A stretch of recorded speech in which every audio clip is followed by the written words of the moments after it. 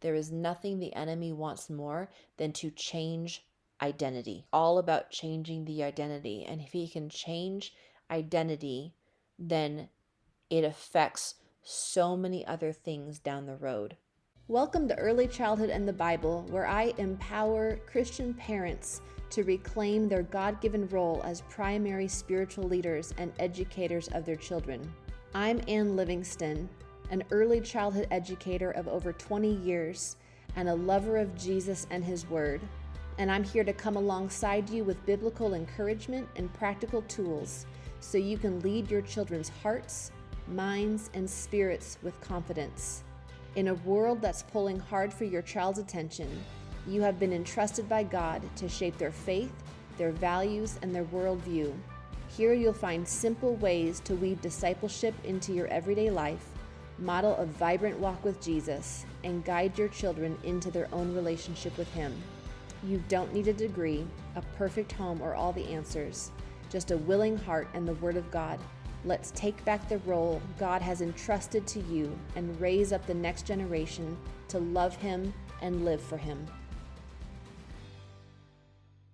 Welcome back to another episode. Okay, I have more to say about what's going on in the math in the public school system.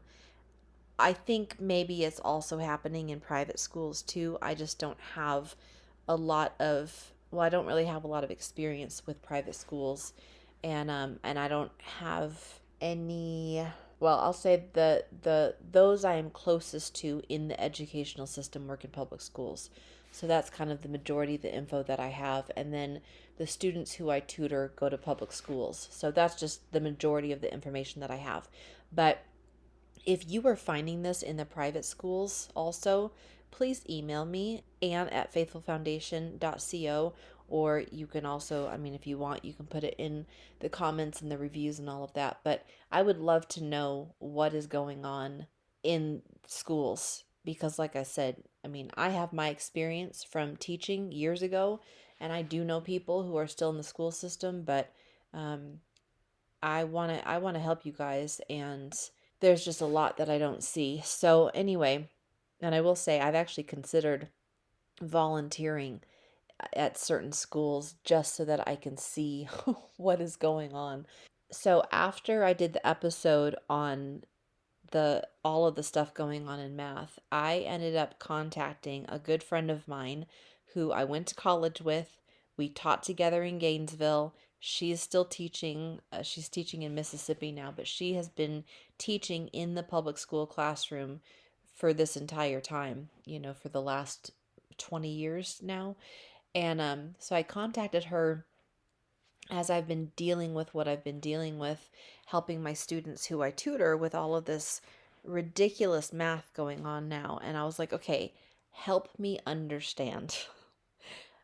Help me understand why they are doing the math this way, because I don't understand it, right? And the parents of the children who I'm tutoring, they don't understand it either. So I want to, it's like, help me help you. Help me understand what's going on so that I can help communicate this to the parents. And what she said was the premise of it, and she said it doesn't work. It's a terrible system.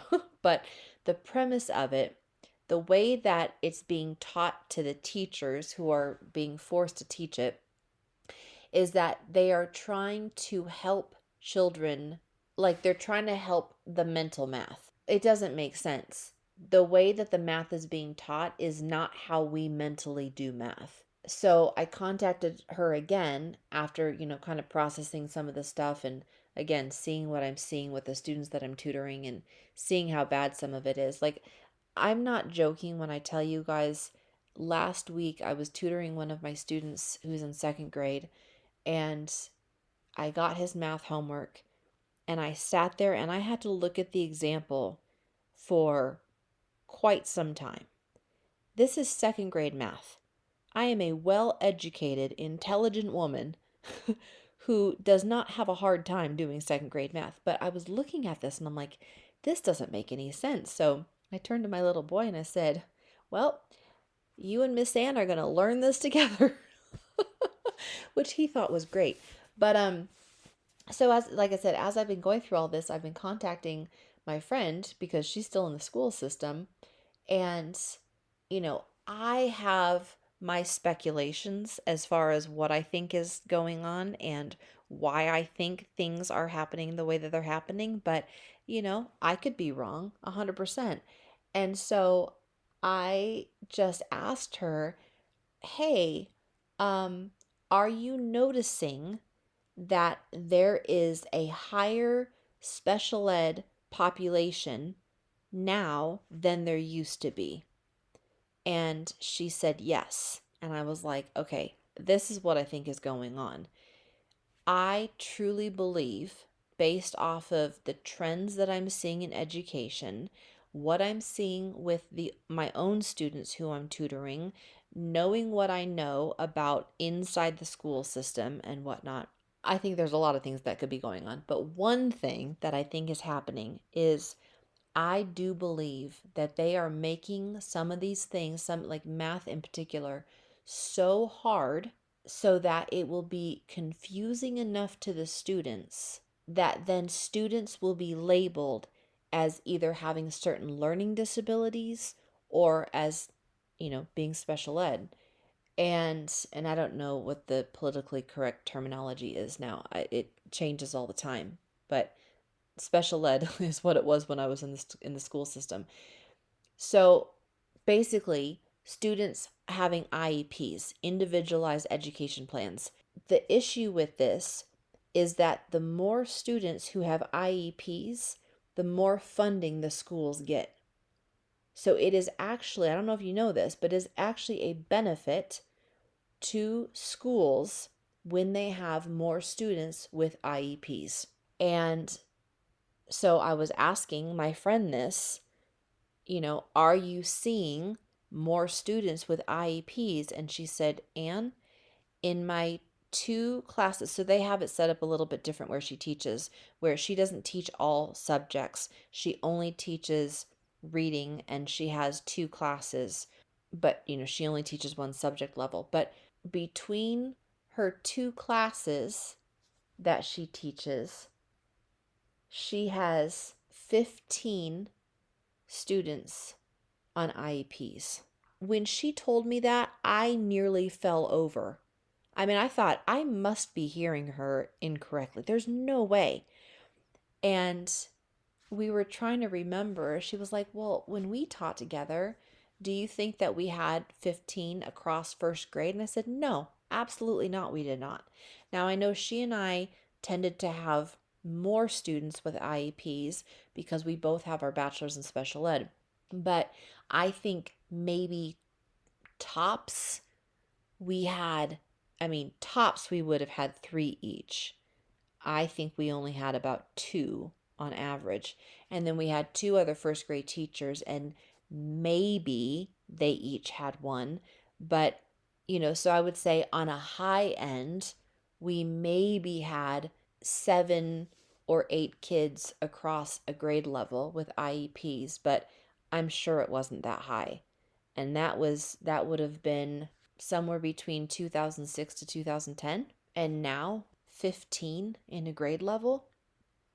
I mean, that's insane. It's insane. And so I do know, between my years in the school system and the students who I've tutored, I do know that a lot of times there is, I would say that, well, so there's a tendency to quickly jump and label a child and get them on an IEP under the guise of early intervention. Now, I am a firm believer in early intervention. I am actually a beneficiary of early intervention. So, quick side note, when I was young, I think I was maybe around 15 months old, I had encephalitis, which is inflammation of the brain, and I actually lost the ability, or I may have been younger than that. I lost the ability to walk and to speak. So I actually lost the entire use of the right side of my body. The doctors told my parents that I would never walk again and I would never talk again. And so the doctors encouraged my parents to start teaching me sign language. And because, well, first and foremost, all glory to God, it is an actual miracle that I not only am speaking and teaching, but I also run marathons. So clearly I am still, walking and speaking. But so first and foremost, it was a miracle. Second of all though, my mom has a background in early childhood education, and so she got me involved in early intervention and did all of the necessary things to take me through early intervention in order to help facilitate my walking and my speaking and all of that. So I am a firm believer in early intervention, and I'm a firm believer that if there is something legitimately wrong, that it needs to be pinpointed early so it can be dealt with. But the thing is, the purpose behind early intervention is so that children won't have to be on IEPs, so that it can be dealt with early enough so that they won't have to be labeled. Because the thing is, once a child is labeled, once a child is on an IEP, it is very, very, very difficult to get them off. So I tell parents, do not get your child labeled unless it is like absolutely necessary and every other thing has been tried first, because it's very hard to change it down the road. And what I see from a spiritual perspective, from a biblical perspective, is there is, you know, if you're a Christian, then we have an enemy, we have an adversary, and there is nothing the enemy wants more than to change identity. All about changing the identity. And if he can change identity, then it affects so many other things down the road. And so if he can get a child's identity changed early on through a disability, through a special need, and I'm talking about ones that, like, I'm not talking about if a child is born with a certain disability or born with a certain special need. That's not specifically what I'm talking about. I'm talking more about like learning disabilities that aren't actually learning disabilities, that they're labeled as learning disabilities because of, how something is being taught. Now, I have students who are on IEPs for speech, and I get that. Like, speech therapy, occupational therapy. I am a believer in the necessary interventions to help children. 100% I'm on board with that. So I hope that you know that, like, that's where I'm coming from. I'm not coming from that, like, there should be no children whatsoever who have IEPs. That's not what I'm saying. I hope that you hear me in this. I see a trend in education where they are teaching things in such a developmentally inappropriate way. And because it is being taught in such a developmentally inappropriate way, the children are having a hard time learning something that is not actually hard for them to learn. It's just simply how it's being taught. And because they're having a hard time learning it, it's now being labeled as something. And because they're being labeled as something, their identity is being changed. The school is making money on having more and more students with IEPs, and it's becoming a huge issue. Then also, the other thing, when I was talking to my friend about this, she said the other thing that's happening is it's not just the learning piece. It's that when children are being taught in such a developmentally inappropriate way, and they have a hard time learning, and they're not understanding, and they're getting frustrated, what happens? They start misbehaving. So she said not only do they have an IEP now for learning issues, but now they also have an IEP for their behavior. I mean, it's absurd. And the thing is, these behavior issues could 100% be resolved if the content was being taught differently. So if you are a parent who is dealing with this, first and foremost, you're not alone. If you think that something seems off but you feel crazy, you're not crazy. It's happening. If you think that something isn't right about it, you're correct. It's not right. And my my advice to you would be to advocate for your child, ask questions, get as much information as you can, and hold off on the label for as long as you can. And I mean, if there's a legitimate concern, then for sure you can take your child to a specialist and get them tested. But and that's not my area of expertise. I had a student who the parents thought that he was potentially on the spectrum, and I wasn't willing to jump to that conclusion right off the bat. Now I had my suspicions based off of my professional experience, but I I can't say for a fact, and I couldn't say even within, a couple sessions of working with him. Now again, there were things that I saw that led me to believe, yeah, he's probably on the spectrum, but I am not one to quickly label. And so I worked with him, for a period of time, tried a variety of things, and then it got to the point where I said, yeah, I do believe that he's on the spectrum. I can't I can't diagnose that. That's not my expertise. I'm not qualified to do that, but just from my own, from my own experience and my own professional opinion. But even with that, it wasn't that I didn't. I mean, I wanted him to get the help that he needed, but I explained to them, once this label is placed on your child, he will most likely have the label for life. So you just need to be really, really, really sure that you have ruled out every other possible option. So that would be my advice to you guys, my guidance to you. If this is something that you're dealing with and you're not sure how to navigate it, please email me, ann@faithfulfoundation.co. If you know someone who's dealing with this, I ask that you would please share this episode with them so that they know, again, they're not alone, they're not crazy, this is actually happening.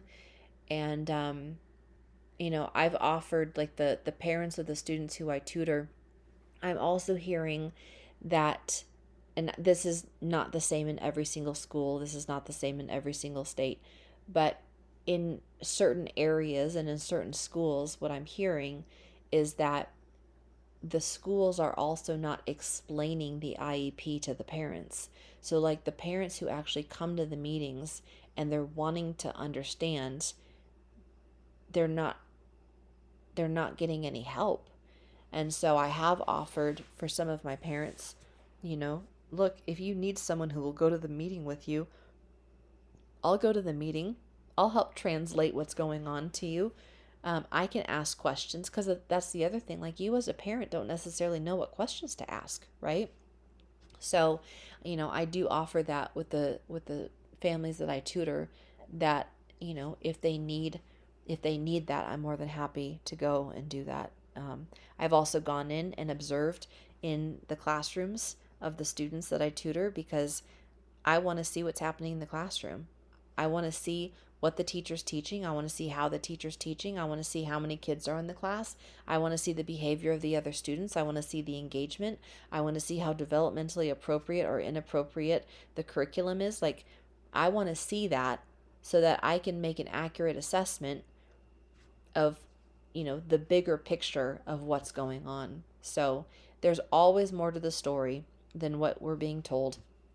And unfortunately, this is what's happening in education. So anyway, I hope you all have a wonderful week. I would love to hear feedback from you, and I will talk to you next week.